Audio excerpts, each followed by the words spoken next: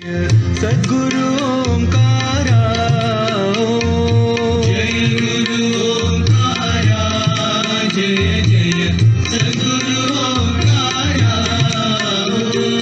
ब्रह्मा विष्णु सदा शिवा, ब्रह्मा विष्णु सदा शिवा, ब्रह्मा विष्णु सदा शिवा, ब्रह्मा विष्णु सदा शिवा। हर हर हर हर महादेवा, हर हर हर महादेवा। ओम हर हर हर हर महादेवा, हर हर हर हर महादेवा। जय गुरु ओंकारा, जय जय सद्गुरु ओंकारा। जय गुरु ओंकारा, जय जय सद्गुरु ओंकारा। ब्रह्मा विष्णु सदा शिवा, ब्रह्मा विष्णु सदा शिवा। हर हर हर हर महादेवा, हर हर हर हर महादेवा। ओम हर हर हर हर महादेवा, हर हर हर हर महादेवा। जय गुरु ओंकारा, जय जय सद्गुरु ओंकारा। गुरु ब्रह्मा गुरु विष्णु गुरुदेवो महेश्वरः, गुरु साक्षात् परब्रह्म तस्मै श्री गुरुवे नमः। मन के द्वार प्रवचन सीरीज का ये 30वां ऑडियो है और आज मैंने जो प्रश्न चुना है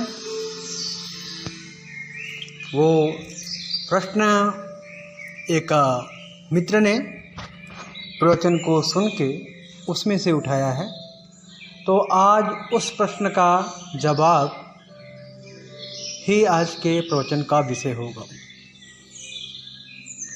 वो प्रश्न करते हैं, शुभ अशुभ विचारों से शुभ विचारों की ओर कैसे जाए, कृपया विस्तार से बताएं।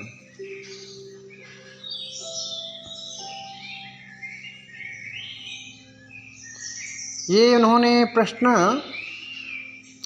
मन की अवस्था को चेंज करने वाले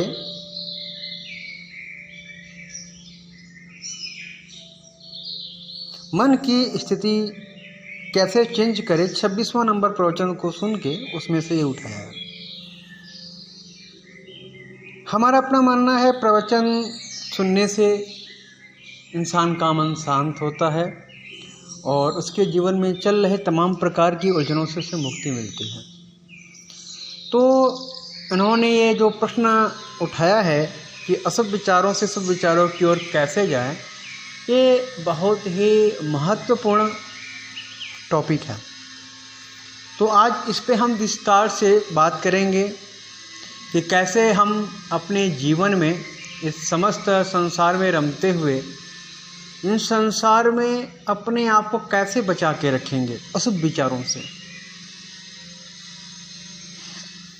विचार तो आप जानते हैं कि दो प्रकार की होती है, एक शुभ होती है, एक अशुभ होती है।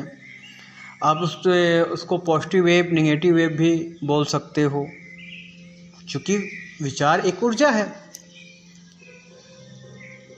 नॉर्मल व्यक्ति तो विचार सोच लिया, बस सोच लिया, उसके लिए तो कुछ लेवल है ही नहीं है, वो उसके लिए हर शब्द बराबर है, काला अक्षर भैंस बराबर। तो जो थोड़ा सा आध्यात्म की लाइन में या आध्यात्मिक यात्रा पे आगे निकलते हैं तो वो सेंसिटिव हो जाते हैं, सक्रिय हो जाते हैं, हर चीज़ों के प्रति, हर विषय वस्तु के प्रति संवेदित हो जाते हैं। तो ये संवेदना इंसान के प्रश्नों का कारण बनती है। ये इच्छा हो जाती है कि कैसे हर चीज़ को जाना जाए, और यहीं से जन्म होता है प्रश्नों का। तो शुभ अशुभ विचारों की यात्रा में आज हम निकलते हैं, देखते हैं परमात्मा क्या मार्गदर्शन देता है।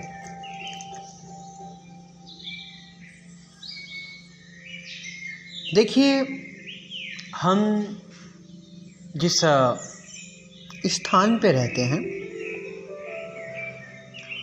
और जिस परिवार में रहते हैं और जिस लोकेशन, देश, दशा, दिशा, ये सब चीज़ मिल के हम कैसा सोचेंगे, हमारे विचार कैसे होंगे, ये इस पर निर्भर करता है। हम शुभ सोचेंगे कि हम अशुभ सोचेंगे, इन सब परिस्थितियों पे निर्भर करता है। एग्जाम्पल के लिए, आप किसी नए किराए के मकान पे गए, सब अच्छा था, अच्छा फ्लैट था, पता चला बगल में कोई शराब पी के अपनी पत्नी को मारता है, सामने वाले फ्लैट में दिन भर झगड़े होते रहते हैं, बगल वाले में लोग बीमार हैं, ठीक है, हर तरफ दुर्व्यवस्था है और आप बिल्कुल नॉर्मल खुशहाल परिवार के साथ वहाँ जाके वास करते हो, तो फिर क्या होगा? तो पहले तो छोड़ दो, पहले आप जानो, सोचोगे कि यार छोड़ो, वो पी के अपने औरत को मारता है, मारने दो, क्या जाता है, अपना हमको थोड़ी नुकसान पहुँचा रहा है। सामने कोई बीमार है, छोड़ो यार छोड़ो, बीमार है, क्या करना है, उसकी बीमारी हमें थोड़ी लगनी है। सामने गृह कलेश रोज होता है, आप उसे देखते हो, सोचते हो छोड़ो यार क्या बात है, क्या अपने को असर होता है, हम तो गृह कलेश नहीं कर रहे हैं ना, हम अपने परिवार में खुश हैं। नहीं, ऐसा नहीं है। आसपास जो घटनाएं घटित होती हैं उसका असर आप पे भी आएगा। हो सकता है आप सात्विक हो, शराब ना पियो, परंतु कहीं ना कहीं से उसका मद आपके ऊपर हावी हो जाएगा। किसी की बीमारी देखा, उसकी बीमारी आपके ऊपर हावी हो जाएगी। किसी का गृह कलेश देखा, उसका गृह कलेश आपके ऊपर हावी हो जाएगा। सूक्ष्म रूप से, बहुत छोटे रूप से आप उसके जैसा ही हरकतें शुरू कर दोगे अपने जीवन में, और धीरे धीरे यहीं से शुरुआत होती है विचारों की बदलने की। अब दूसरा पॉइंट आता है, हमारे मन में अशुभ विचार कैसे आते हैं? तो जाहिर सी बात है, हम जो देखते हैं, करते हैं, सुनते हैं, वैसा हम हो जाते हैं। ये जो घटना चक्र मैंने बताया आपको। दूसरा पॉइंट है, जो आपके मित्रजन हैं, जो सोसाइटी में आप रहते हो, जो समाज में रहते हो, जिस परिवार में रहते हो, अगर उसमें नेगेटिव वेव के लोग ज़्यादा हैं, नकारात्मक बातें लोग ज़्यादा करते हैं, हिंसात्मक बातें ज़्यादा करते हैं, तो उनको आप करो या ना करो, उनके सुनते सुनते सुनते सुनते आपके मन में थॉट तैयार होती शुरू हो जाएगी। मान लो आपके परिवार में 5 मेंबर हैं, 10 मेंबर हैं, उसमें तो 2 मेंबर हर वक्त षड्यंत्र करते रहते हैं, किसकी बुराई करनी है, किसको सताना है, किसके साथ छल कपट करना है।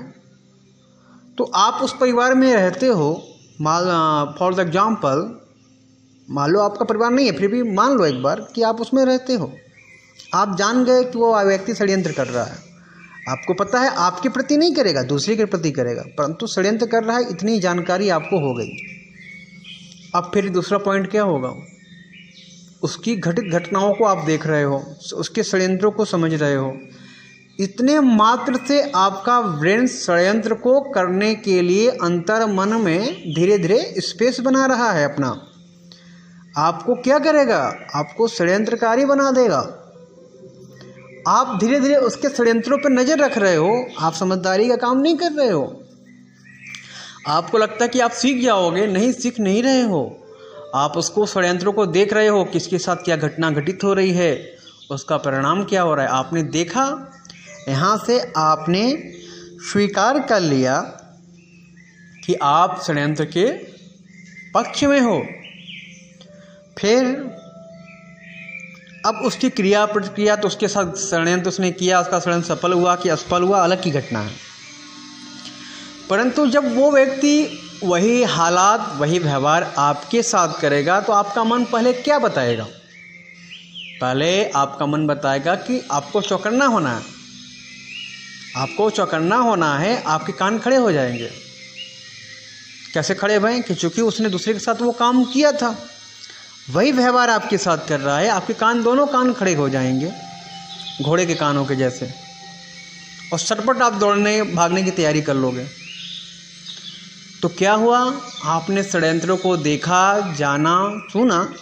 अब मन में शंका आई, वो आपके साथ षड्यंत्र करे या ना करे, परंतु मन के अंदर शंका, दुर्भावनाएं जागृत हो गए। ये तो आपके परिवार में 5 लोग थे, उसमें से 2 लोगों का आपने समझ लिया। अब उससे मिलता जुलता व्यवहार करने वाला कोई भी व्यक्ति होगा, उससे मिलता जुलता व्यवहार करने वाला कोई भी व्यक्ति आपके आसपास परिवेश में मिल जाएगा, तो आपको फील आने लगेगी कि आपके साथ षड्यंत्र हो रहा है, आपके साथ धोखा हो रहा है, आपको लोग दुर्भावनाओं में फंसा रहे हैं। तो यहाँ से शुरू होती है अशुभ विचारों का कुचक्र। ठीक है, ये समझ में आ गई कि हमारी इंटेलिजेंस जो थी, हमारी बुद्धिमत्ता थी, जिसको हम रूपांतरित कर सकते थे, उसके लिए हमने रूपांतरित नहीं किया। उसकी निगेटिव ऊर्जा को लेके हम षड्यंत्रकारी बनने की कोशिश करने लगे, स्मार्ट बनने की कोशिश करने लगे। हुआ क्या? उल्टा हो गया। अब मन में क्या हो गया? दुर्भावनाएं चलने लगी, हर वक्त दुर्भावनाएं चलने लगी। उससे मिलता जुलता व्यवहार भी आपको षड्यंत्र समझ में आने लगा। धीरे धीरे वो परिवार में था, समाज में होने लगा, पूरी सोसाइटी में समझ में आने लगी। और आप इससे मिलते जुलते व्यवहारों को अपने आप पे उतार के बार बार अपने आप को परेशान कर लोगे। सोचोगे फला व्यक्ति छल कर रहा है, फला व्यक्ति कपट कर रहा है, फला ये होगा, फला ये होगा। कुछ नहीं है, मन को शीतल कर लो। मुक्ति का अशुभ से शुभ विचारों के प्रति जाने के लिए सबसे पहले स्वीकार भावना कर लो। कोई छल रहा है, छल लेने दो। चोर चोरी करने आया है, आपको रक्षा करना आपका अधिकार है, आप रक्षा करो। चोर को उसके हालात पे छोड़ दो। स्मार्ट बनने, जो व्यक्ति ज़्यादा स्मार्ट होता है उसकी चिंताएं भी ज़्यादा होती हैं, उसके कष्ट भी ज़्यादा होते हैं। तो ये कारण है कि हम हर वक्त सोचते रहते हैं। जब आप अपने पॉइंटों पे मंथन करोगे, तो मंथन देखा ना, जब दही के अंदर मथनी चलती है तो झाग पैदा होता है, फिर उसके अंदर से मक्खन आदि निकलता है। तो जैसे समुद्र मंथन हुआ था, मंथन किसी भी विचारों पे आप लंबे समय तक काम करते रह गए, उसको सोचते रह गए, वो शुभ हो या अशुभ हो, मतलब आप उस पर बार बार विश्लेषण कर रहे हो, बार बार अपने ज्ञान को उसके ऊपर अपेक्षित कर रहे हो, बार बार उसके अंदर अपनी दिमाग लगा रहे हो। तो अर्थात क्या कर रहे हो आप उसके साथ, उस भाव दशा में क्या कर रहे हो? मथनी कर रहे हो। तो मंथन करते करते शुभ तो होगा ही होगा, परंतु साथ में उसके साथ अशुभ घटनाएं भी घटित होनी शुरू हो जाएगी। समुद्र मंथन का एग्जाम्पल ले लो आप। हमारे पौराणिक शास्त्रों में है न समुद्र मंथन का, जहाँ अमृत भी प्रकट भय, विष भी प्रकट हुआ, तरह तरह की रत्न प्रकट भय, तरह तरह की क्या क्या चीज़ें भाई। तो उसी प्रकार का उसका एग्जाम्पल ले लो अपने जीवन में कि आप किसी भी विचार पे लंबे समय तक बने रहोगे, उस विचारों पे अपनी मथनी चलाते रहोगे, चलाते रहोगे, चलाते रहोगे। वो शुभ हो या अशुभ हो। शुभ हो गए तो आप उसको मस्ते मस्ते इतना ज़्यादा विश्लेषण करते करते उसको अशुभ में घटित कर दोगे। अशुभ है तो उसकी मथनी करते करते करते पॉइंट ढूंढते ढूंढते और उसको आप मल्टीप्लाई कर दोगे, उसको और बढ़ा दोगे, कम नहीं किया। तो विचार जब तक आपके मन में घर कर गए, कोई भी विचार आपके मन में घर कर गया है, वो शुभ हो या अशुभ हो, तो मतलब आप उसे बैक्टीरिया की तरह मल्टीप्लाई कर रहे हो। अगर आपके मन में शुभ विचार आ गया, आनंद की प्राप्ति भई, खुश हो गए, फिर धीरे धीरे खत्म हो गया वो विचार, उस पर आप बन ही नहीं रहे। परंतु अशुभ विचार हो, मान लो एग्जाम्पल के लिए आपको किसी ने गाली दे दिया, आपको कुछ दुर्भावनाएं कर दी, किसी ने आपको प्रेम किया, गले लगाया, थोड़ी देर तक आनंदित थे, 1 दिन 2 दिन 7 दिन, उसके बाद 7 दिन के बाद वो शुभ विचारों की जो गति होती है वो क्षीण हो जाती है, परंतु अशुभ विचारों की जो गति होती है वो कम से कम 17 दिन तक रहती है। तो अब अशुभ विचार आपके साथ किसी ने दुर्व्यवहार कर दिया, आपको बुरा कह दिया, अपमानित कर दिया, लांछन लगा दिया, तो अब उस भाव दशा में आप कम से कम 17 दिन तक रहने वाले हो। वो 17 दिन तक आपके मन मस्तिष्क पे विराजमान रहने वाला है। तो अगर आपने उस 17 दिनों के अंतर्गत उसकी मथनी शुरू कर दी, इसने क्यों कहा, उसका विश्लेषण करने के लिए 10 लोगों के पास गए, उसके विचारों को कहा, तो वो गालियाँ, वो दुर्भावनाएं 10 लोगों तक पहुंच गई। वो आपको अपना कचरा, अपना ज्ञान, वो तो खैर ज्ञान देंगे, सलाह देंगे, परंतु वो आपके ब्रेन के लिए एक कचरा हो जाएगा। एक दुर्भावनाएं थी, लोगों ने अपने 4 मित्रों से सलाह लिया, फला व्यक्ति ने मुझे ये कहा, तो 4 मित्र पॉजिटिव हैं कि निगेटिव हैं? पॉजिटिव हैं तो बोलेंगे छोड़ो यार, छोड़ो, दूसरी बातें सोचो, छोड़ दो उसको उसके हालात पे। अगर निगेटिव हुए तो आपको सलाह देंगे, नहीं ऐसा करो। दूसरा मित्र आप बोलेगा नहीं उसको ऐसे सबक सिखाना है। तीसरा मित्र बोलेगा नहीं उसको तो और सबक सिखाना है, ये चीज़ें मिला के करनी है इसके साथ। तो आपके ब्रेन के अंदर क्या हुआ, आपके अशुभ विचार कैसे मल्टीप्लाई हो रहे हैं, देख रहे हो। तो किसी ने आपके साथ मन के अंदर अशुभ बात डाल दिया, तो कम से कम 17 दिन तक तो ब्रेन में रहने वाला है। उतने दिन शांत हो जाओ, ध्यान करो, प्रेम करो, जो चीज़ करने में आपको अच्छी महसूस होता है वो करो, खुले बगीचे में जाओ, आनंद के साथ संगीत गाओ, लव सॉन्ग सुनो। जो चीज़ आप नहीं करते हो उसे करना शुरू कर दो, जीवन में चेंजेस लाओ। तब जाके 17 दिन तक जब आप उसके भाव दशा को दबा पाए, उसकी निगेटिव एनर्जी को दबा पाए, तो वो धीरे धीरे तिरोहित हो जाएगी, बॉडी के अंदर खत्म हो जाएगी, भस्मीभूत हो जाएगी। तो जब आप पहले तो चिन्हित करिए किन किन कारणों से आपके मन के अंदर अशुभ विचारों का जन्म होता है। अगर कोई व्यक्ति जानबूझ के आपके अंदर आपका मिसगाइड कर रहा है, आपको सता रहा है मानसिक रूप से, तो आप उसको परिलक्षित करिए, केंद्रित करिए अपने मन के केंद्र बिंदु में कि उसको हमें इग्नोर करना है, उसको हमें अवॉइड करना है। ऐसे लोगों की पहचान करके, पॉइंट करके उनको अपने ब्रेन से बाहर निकाल दें, उनके बातों पे गौर ही ना करें। जब भी हम विचार हमारे मन में आता है, ऐसे आप सो के उठ के बैठ गए और अचानक से मन के अंदर बुरी भावनाएं नहीं चलनी शुरू होगी, जब तक वो आपकी जीवन में घटित पहले हो चुकी हो या आने वाले समय में होने की संभावना हो, तब आप उसको सोचेंगे। आपने कभी चीन के बारे में सोचा?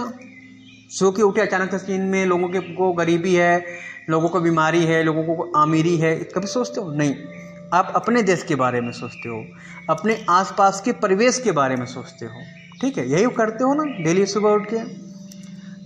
तो जब कोई व्यक्ति अगले दिन, एक दिन पहले आपको बुरा व्यवहार करके चला गया है, बुरा कार्यक्रम डाल के चला गया है ब्रेन के अंदर कुछ बुरी प्रोग्रामिंग करके चला गया है, तो जब आप अगले दिन उठोगे तो पहले वही ख्याल आएगा, क्या ये इसने बुरा किया।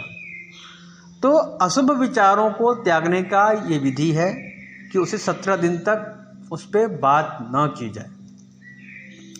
प्राणघात है तो तत्काल बात की जाए, उसकी आवाज़ उठाई जाए, उसमें 10 लोगों से सलाह ली जाए। प्राणघात नहीं है, सिर्फ मन के तल पे ये घटनाएं घटित हो रही है, तो आप जाने कि कम से कम 17 दिन तक आपको मौन रहना है। उन विचारों को कहीं फैलाना नहीं है, उन विचारों को 10 लोगों के पास नहीं भेजना है। जितने लोगों के पास आप अशुभ विचार लेके अपने अशुभ विचार लेके जाओगे, अगर वो व्यक्ति शुभ नहीं हुए, किसी को पता ही नहीं कि वो शुभ है कि अशुभ है।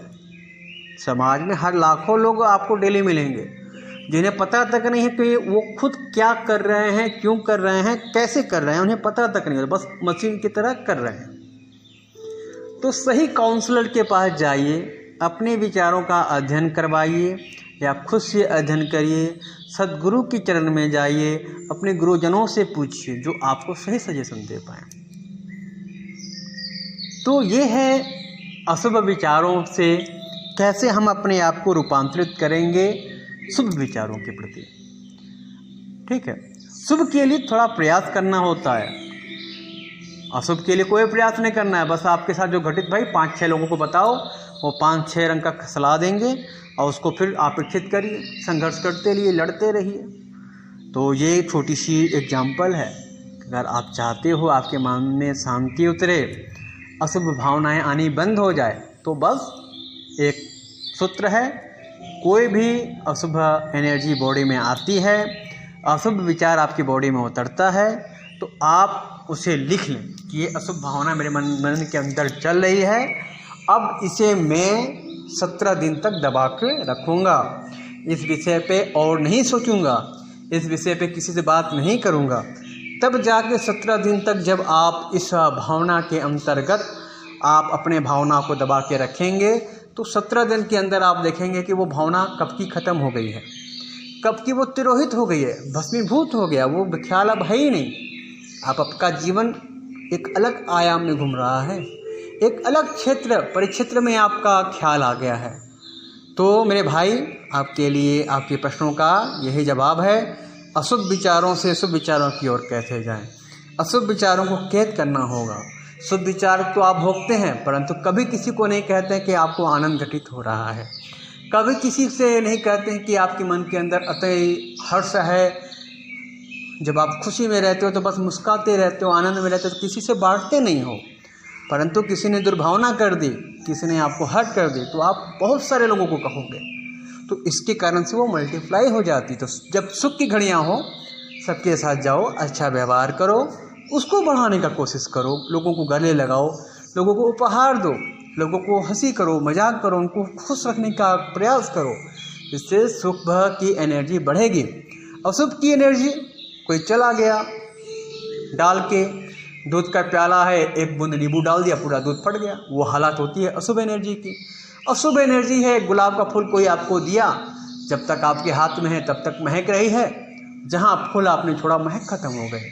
तो शुभ को इतना समझो और अशुभ को इतना समझो कि आपके पास एक प्याला क्या, एक पतीला भी दूध हो, एक बूंद नींबू का पड़ जाए तो पूरा का पूरा दूध फट जाएगा।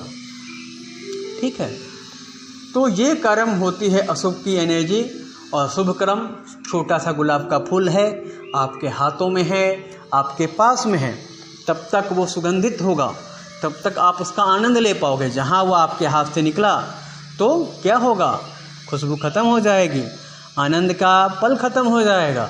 इसलिए उस गुलाब के पंखुड़ियों को मल्टीप्लाई करो, लोगों को दो, 1000 लोगों को दो, ताकि उसकी खुशबू फैले।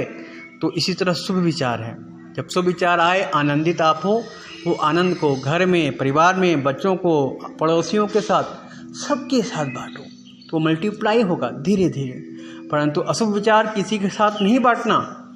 जितने लोगों के पास जाओगे अशुभ विचार लेके, वो अपनी अशुभता भी उसमें डाल के कटोरी भर क्या, टोकरे भर समान अशुभता आपके माथे पे ला देंगे, लेके घूमते रहो, परेशान रहो। तो आज का मुख्य सूत्र है, अशुभ विचारों को शुभ विचारों में बदलने के लिए 17 दिन की तपस्या। बहुत बड़ी समस्या है, चाहे छोटी समस्या है, 17 दिन तक अगर आपने उस भावना को दबा लिया अंदर, तो ये जानिए कि वो तो रूपांतरित हो जाएगी शुभ में। शुभ में रूपांतरित हो या न हो, परंतु वो दर्द, वो तनाव, वो एग्रीनेस, ये जलन, ये तो 17 दिन में ख़त्म हो जाएगी, इसकी मेरी गारंटी है। आप ऑडियो पे बने रहो, मेरे प्रवचनों को 3 बार सुनो, निश्चित रूप से आपको जीवन में सफलता मिलेगी। आपके सारे कष्ट, सारे तनाव, सारे दुर्भावनाएं सब परमात्मा की असीम कृपा से भस्मीभूत हो जाएंगे। तो आज के लिए इतना ही। 17 दिन की संकल्प लो, नहीं हो पाता है, भूल जाएगा, तो एक कागज़ पे नोट बनाओ कि इस विचार पे मुझे 17 दिन तक सोचना नहीं है, मैं 17 दिन तक इस काम को नहीं करूँगा, किसी के साथ ये विचार शेयर नहीं करूँगा। तो 17 दिन में आप उससे मुक्त हो जाओगे। ऐसे ही सारे अशुभ भावनाओं को आप नोट्स बनाओ, उन अशुभ भावनाओं पे ये काम करो 17 दिन का। निश्चित रूप से आपके विचारों में क्रांति आएगी। ये क्रांति आपके समाज में, आपके परिवार पे और सबसे बड़ी बात आपके आत्मा पे काम करेगी और आप ये सामान्य व्यक्ति नहीं रह जाओगे। आपके अंदर घटने वाली घटना एक अद्भुत घटना घटित होगी और आप शुभ, आनंद, प्रेम में हर वक्त गुजारोगे। तो आज के लिए इतना ही। धन्यवाद। सद्गुरु ओंकार।